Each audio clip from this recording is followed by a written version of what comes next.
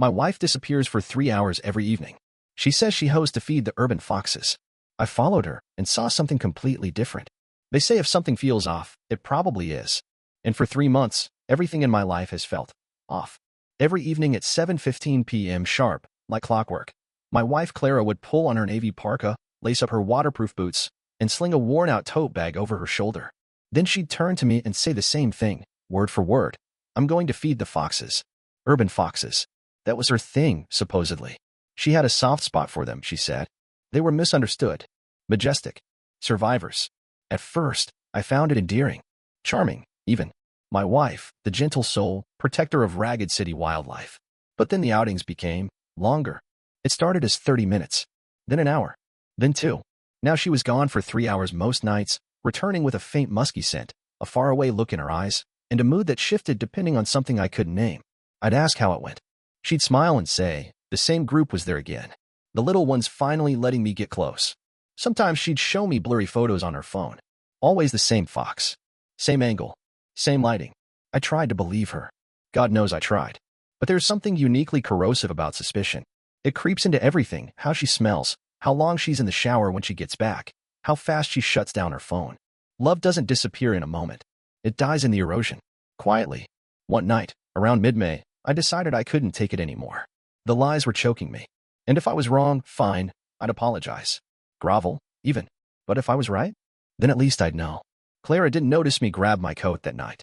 I waited 5 minutes after she left, then slipped out and followed her. My heart pounded the whole time.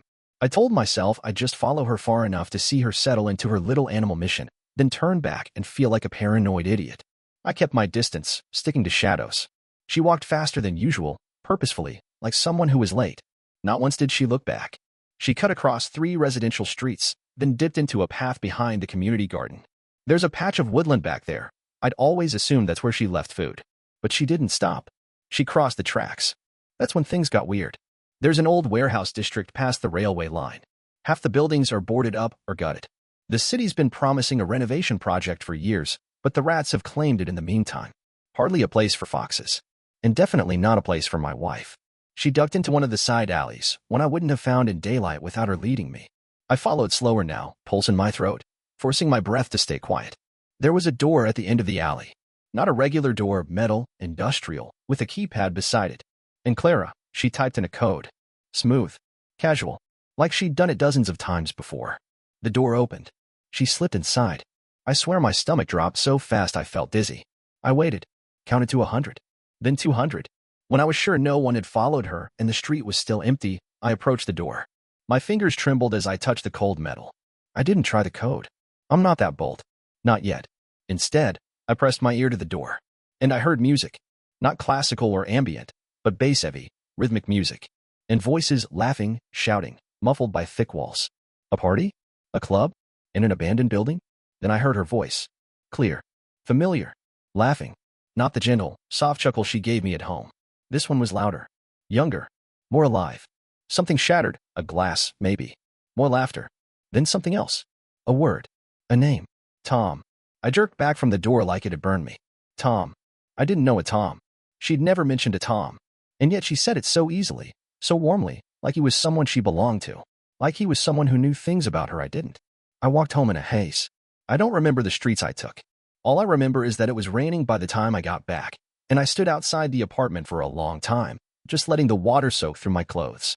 When Clara came home that night, soaked too, but smiling, she told me the foxes were getting friendlier. I smiled back and lied. I told her I was glad. But inside, I felt something cracking, something old and sacred and shared, and I wasn't sure it could be fixed. The next morning, Clara hummed in the kitchen. She was making pancakes. From scratch. That used to mean something back when weekend pancakes were our ritual, but now it just felt staged. Like an apology she didn't know she needed to say, or didn't care to. I watched her flip the batter with practiced ease, her movements effortless, smooth, like someone completely at peace. And maybe she was. Maybe she didn't feel guilt because in her world, there was nothing to feel guilty about. Or maybe she was just that good at lying. You sleep okay? She asked, still facing the stove. Yeah, I lied. She turned briefly, smiling. You looked out of it when I got back. Long dead. I nodded. Swallowed hard. Yeah. She plated the pancakes and slid them in front of me with a kiss on the cheek. It made my skin crawl. I didn't eat. I waited until she was in the shower to check her phone. Let me be clear, I hated myself for doing it. There's a line you don't cross in a marriage. But I'd already followed her across train tracks and alleys. That line had been obliterated days ago. She never changed her password. For digits, our old anniversary. I had to laugh. What a tragic joke that was now. Her texts were clean. Too clean. Just grocery lists, messages with her sister, some banal work talk. No Tom. But then I checked her contacts. He was there. Just Tom. No last name. No emoji. No context. But he was there, wedged right between Tina, yoga, and Tony, office HVAC. Like a splinter buried under skin. I opened the thread. It had been wiped. No messages. But the call log told a different story. 2 nights ago, 24 minutes. Last Thursday, 7 minutes. Last Sunday, 1 hour, 12 minutes. Always in the evening. Always after she fed the foxes. I locked the phone and sat on the edge of the bed, heart pounding, ears ringing. There's a point where doubt becomes certainty. A sharp, silent transition, like a light bulb snapping out. Everything after that moment is just aftermath. That night, she left again. 7:15 p.m. sharp. I didn't follow her. Not physically. Instead, I waited 10 minutes, then called the number listed under Tom. My palms were slick with sweat. My voice felt foreign, strained, as I listened to the phone ring. And ring. And ring. Then it clicked. Hey, this is Tom. Leave a message. I hung up. I didn't speak. I couldn't. His voice was young. Mid-30s, maybe. Confident. Relaxed. Too familiar for comfort. I sat there for a long time, staring at the call screen. Eventually, I opened the laptop and started typing his number into every reverse lookup site I could find. Most came up empty. But one, a slightly sketchy-looking service, came back with a partial result. Thomas R. Ellison, age 36. Lives in the city. Nothing else. No photos. No addresses. Just a name. But it was enough. When Clara came home that night, I was waiting in the living room. She froze when she saw me. Hey, she said cautiously, peeling off her damp coat. You're up late. I nodded. Yeah. Couldn't sleep. She hovered near the doorway, still in her boots. Everything okay? I studied her. The way she looked anywhere but at me. The faint perfume that wasn't hers. Not the kind she wore for me, anyway. How were the foxes? I asked. She smiled faintly. Playful. The little ones getting braver. I leaned back on the couch. You feed them near the old warehouse district, right? There was a pause. A long one. Too long. Sometimes, she said. Depends on where they are. I nodded again. You ever run into anyone named Tom out there? She didn't flinch. That's what scared me the most. She just exhaled slowly and met my eyes. Why are you asking me that? I shrugged. Just curious. Silence. Then she said, you went through my phone. It wasn't a question. I didn't deny it. Another pause. Then, you think I'm cheating on you? I didn't answer. I didn't need to. She sighed, her whole body deflating like a tired balloon. I'm not having an affair. Then who is he? Just a friend. I laughed, bitter and sharp. Right. A friend you sneak off to see for hours every night. A friend you wipe texts with. A friend you don't mention. I didn't tell you because I knew you'd react like this. She wasn't even angry. She was calm. Too calm. And that scared me more than screaming ever could. You lied to me. I didn't lie. I just didn't explain. That was it. That was her defense. A legalistic technicality. I stood up. Walked past her. I couldn't be in the same room. She followed me halfway down the hall, but I didn't stop. I slept on the couch. She didn't try to stop me. The next morning, her phone was gone. Not just from the nightstand, gone. And when I asked where it was, she said she left it at work. She never did that. Ever. I think that's when I realized the truth wasn't coming from her. If I wanted answers, I'd have to find Tom myself. And I would. Even if it destroyed everything left between us. There's a strange clarity that settles in once you accept something is over. Even if it's not technically finished yet. Like stepping out into freezing air after being trapped in a burning room. You can finally breathe, but everything feels wrong. The next 3 days were excruciating. Clara was polite, even affectionate, in small measured doses. But it was all wrong. She was trying too hard. Or maybe she'd stopped trying entirely and was just playing a part until the next exit point. Her phone stayed hidden. I didn't ask again. But I did what I'd never done before. I left work early. Told my boss I had a family emergency. Which was technically true. I took the afternoon and drove to the city library, where I knew I could dig quietly. No traceable searches. No nosy questions. Just a public computer and a folder of rage that had metastasized into obsession. It took me 4 hours to find him. Thomas R. Ellison. Graphic designer. Freelance. Lives in a converted loft in the East End. I found a grainy photo on his agency's old Meet the Team page. He was leaning against a brick wall, smirking, wearing a faded gray Henley. The same shirt Clara used to steal for me to sleep in. That felt like a punch to the stomach. The loft address was listed under an old art blog he hadn't updated in years. I cross-referenced it with a utilities database. Still active. Still occupied. I copied it down. Then I sat in my car for nearly an hour, debating whether I'd actually go. I knocked on his door at 6:43 p.m. No plan. No script. Just raw, stupid adrenaline and the memory of Clara's laughter bleeding through a metal warehouse door. It was a third-floor walk-up in a red brick building, tucked between a Thai takeout place and a closed tattoo studio. The hallway smelled like paint thinner and damp wood. I almost turned back. But then I heard footsteps. The door opened. And there he was. Tom. Mid-30s, scruffy beard, faded jeans. Casual. Confident.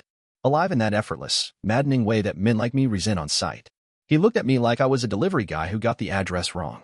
Can I help you? And then, I kid you not, I saw it. He was wearing that shirt. Her shirt. She had one just like it, oversized and soft from years of use.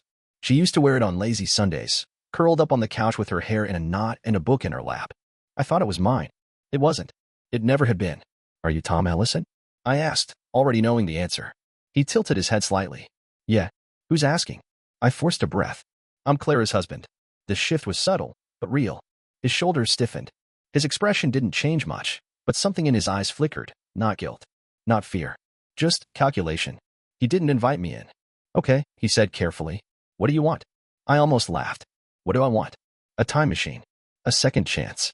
The ability to unknow. I just have one question, I said. Are you sleeping with my wife? He didn't answer. Not immediately. But silence is its own confession. Finally, he said, you should talk to her. That was it. No denial. No apology. No masculine posturing. Just a calm, surgical deflection. You're a coward, I said. She lies to my face every night. And you help her do it. His jaw tensed slightly. I didn't seek this out. It just happened. I stepped back. My fists were clenched before I realized it. Yeah? Did the shirt just happen too? That got him. His eyes darted down, then back up. She left it here once. I didn't think. You didn't think. Right. Of course. I turned before I did something stupid. Took the stairs 2 at a time, each step vibrating with the urge to go back and knock his teeth out. But I didn't. Because I still needed her to lie to my face one more time. Clara came home at 10:02 p.m. She didn't look surprised to see me awake. But she did hesitate before stepping fully into the apartment. Hey, she said softly. I looked up from the couch. How are the foxes? She blinked. Skittish tonight. Someone must have scared them. I nodded. Were you with Tom? Her breath caught. Barely, but I saw it. No, she said too quickly. I haven't seen him in a few days. I stood slowly, walked over, and placed something in her hand. A receipt. From the cafe across from Tom's building. Dated an hour ago. 2 lattes. 1 croissant. Name on the order. Clara. Her face drained of color. You followed me? No, I said. I met him. Silence. He told me it just happened. You didn't even have the guts to tell me yourself. She swallowed hard. I didn't mean for it to. Save it. I stepped back. There were tears in her eyes, but I didn't care. Not anymore. You used to wear his shirt to bed, didn't you? Even when we first started dating. She didn't answer. She didn't have to. And for the first time in months, I felt something solid. Rage, yes. But also clarity. I wasn't crazy. I was just finally awake. There's a part of you that keeps hoping, even when it shouldn't. Even after you've seen the shirt. Heard the laughter. Stood on the doorstep of the other man. Even then, some stupid little shard of your heart whispers, maybe it's not what it looks like. But eventually, that voice dies. Crushed under too many receipts, too many lies, too many nights spent watching the clock tick toward betrayal. After she admitted it, not with words, but with silence, Clara and I didn't speak for 2 days. We existed in the same space like strangers on opposite sides of a fault line. She stayed in the bedroom. I slept on the couch. We crossed paths only in silence, like ghosts haunting the same ruined house. On the 3rd day, I came home to find her sitting at the kitchen table. There was tea on the counter. 2 mugs. She'd made mine the way I liked it. Milk, no sugar. I almost laughed. What is this? I asked. Her eyes were swollen. She hadn't been sleeping. Good. Neither had I. We need to talk. No, I said, setting down my keys. You need to talk. I've already heard enough. She flinched, but didn't move. I didn't mean for it to happen, she said. It started slow. Just coffee. Conversations. I didn't go looking for anything. You don't accidentally fall into someone's bed, Clara. She looked away. I was lonely. I blinked. Lonely. You were always tired. Distracted. You came home late. You stopped asking about my day. I laughed, harsh and hollow. So you found someone who asked. She didn't deny it. She just whispered. He listened. That cut deeper than I expected. Then why didn't you just leave? I asked. Why lie? Why feed me stories about foxes and pretend nothing had changed? Because I didn't want to lose you. That stopped me cold. Excuse me. She looked up at me then, really looked, and God help me, she meant it. I love him. But I love you too. There it was. The ugliest, most selfish truth of all. She wanted both. Wanted the security of me, the routine, the history, the clean apartment, and quiet dinners. But she wanted the thrill of him too. The newness. The rush. The unburdened version of herself she could be when she wasn't my wife. I didn't say anything for a long time. Then I asked, does he love you? She hesitated. Just for a second. Yes. He planning to leave anyone for you? No, she said, too quickly. Right. So he gets what he wants. And I get what I used to have. And you? Get nothing, she interrupted, voice breaking. Don't you think I know that? It was a weird moment, hearing her cry and not feeling anything. No pity. No anger. Just this dull emptiness, like watching rain through a windshield. You see it, but you're not in it anymore. I'm sorry, she whispered. I know that doesn't help. No, I said. It doesn't. She stood slowly. Her hands were shaking. I'll stay at my sister's for a while. Give you space. I didn't stop her. I didn't even watch her pack. When the door finally closed behind her, I sat at the kitchen table and drank the tea she made. It was cold. It tasted like nothing. The first few nights alone were disorienting. There's a strange silence that fills a home when the person who used to talk the most is gone. You expect the sound of keys, footsteps, the soft hum of someone brushing their teeth behind a closed door. Instead, there's only the refrigerator, the creak of old pipes, your own breathing, louder than it should be. I started noticing things I hadn't before. The way she left all the spices alphabetized, even the ones we never used. The receipt from that tie place still folded in the junk drawer. One of her hair ties wrapped around the bathroom faucet like a forgotten bracelet. Evidence everywhere. But I didn't touch anything. I let it rot. Tom never reached out. Of course he didn't. Why would he? He already won. Or thought he did. The only message I got was from Clara 2 days after she left. Just a single line. I'm sorry for everything. I never wanted to hurt you. I didn't reply. There's nothing to say when the apology arrives after the wreckage. A week later, I saw her again, by accident. I was walking home from the grocery store when I spotted them across the street. Her and Tom, standing outside a bookstore, laughing about something I'll never know. She touched his arm the way she used to touch mine. Easy, thoughtless, intimate. He leaned in and kissed her forehead. She smiled like it was the most natural thing in the world. She didn't see me. I didn't say a word. I just turned the corner and walked home, the grocery bag heavy in my hand, my heart oddly light. Because in that moment, something clicked. She wasn't mine anymore. And maybe she never really had been. There's no big finale to heartbreak. No dramatic crescendo. No satisfying curtain drop. It's just silence, stretched over days. Then weeks. Then months. Until one morning, you wake up and realize the ache in your chest is a little duller than it was yesterday. And that's the whole miracle, you survived. The day after I saw them outside the bookstore, I finally boxed up her things. Not all at once. I couldn't do that. I started with the easy stuff. Her charger. The makeup she left in the bathroom. That ridiculous fox-themed mug she always claimed I secretly liked. I didn't. Then came the harder things. Her sweaters, still soft with the scent of her shampoo. The novel she never finished. The necklace I gave her on our 3rd anniversary, the one with the tiny inscription she used to trace with her thumb when she was nervous. It took me 3 hours to do what should have taken 30 minutes. When I was done, I taped the box shut and wrote her name on the top. Just 5 letters. It looked so small. I didn't text her. Didn't call. I left the box on her sister's porch and walked away. No goodbye. No note. We were beyond that now. Friends started asking questions. Of course they did. Where's Clara? You guys okay? Did something happen? I lied at first. Said she was visiting family. Then said we were taking time. Eventually, I stopped lying. We split. I told my best friend over beers one night. He looked stunned. Damn. I thought you two were solid. I shrugged. So did I. He didn't push. Just nodded and handed me another beer. Sometimes, that's enough. Time moved strangely after that. I went through all the cliches. The gym phase. The eating nothing but toast phase. The rewatching old movies phase. The deleting our photos but saving one folder just in case phase. I thought about texting her on what would have been our anniversary. I didn't. Instead, I took myself out to dinner. Sat at a tiny table in the corner of a dimly lit restaurant and ordered the dish she always said was too heavy for a weeknight. It tasted better alone. I paid in cash and walked home under a sky smeared with city light and low-hanging stars. It was the first night I didn't think about her for a full hour. Progress. 3 months after she left, she emailed me. Not a novel. Just this. I think about you more than you know.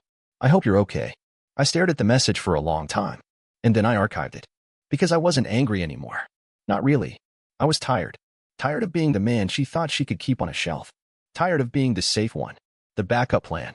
The quiet harbor she fled from every night to chase foxes that were never real. She chose him. She can have him. And I'll take the silence. I'll take the emptiness that's finally starting to feel like peace. 6 months out, people stopped asking. I stopped flinching at her name. I donated the last of her things, the sweaters, the books, even that damned fox mug.